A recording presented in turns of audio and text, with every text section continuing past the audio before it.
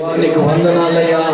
నీ వాక్యం సెలవిస్తున్న యెహోవా ఇల్లు కట్టించిన యెడల కట్టువారి ప్రయాసం పెడతామని ఈరోజు మీరు కట్టిన ఈ ఇల్లును బట్టి మీకు మహిమ కలుగును గాక.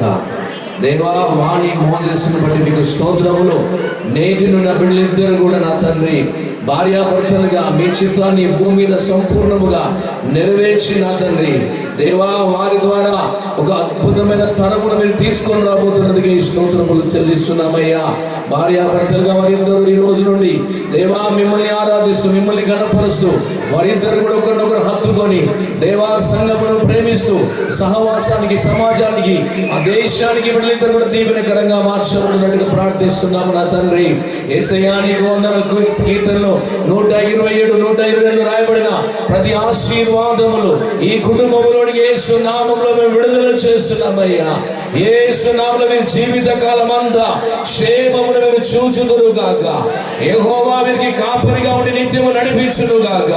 ప్రార్థనా జీవితము కలిగి ఉందురుగాక. ఈ దంపతులు అనేకులకు మాదిరికరంగా నిలబెట్టమని ఇదిగో తన ఈ రోజు దైవజనుల సమక్షమున దేవుని దూతల సమక్షమున ఈ బిడ్డలిద్దరు కూడా జతపరచబడి ఉండగా తండ్రి నీకు స్తోత్రములు. తండ్రి అందరం కలిసి యేసు నామములో ఈ బిడ్డను ఆశీర్వదిస్తున్నాము, దీవిస్తూ ఈ నామాన్ని గణపరుస్తూ యేసు నామములో అడిగి పొందుకున్నాం పరమ తండ్రి, ఆమేన్. తండ్రి అయిన దేవుని యొక్క కుమారుడైన యేసు ప్రభు కృపయు పరిశుద్ధాత్మ యొక్క సన్నిధి సహవాసం తలలు వంచిన ప్రతి కుటుంబానికి, ఆయన ప్రేమించిన వారికి, ఈ యవన కుటుంబానికి ఇప్పుడును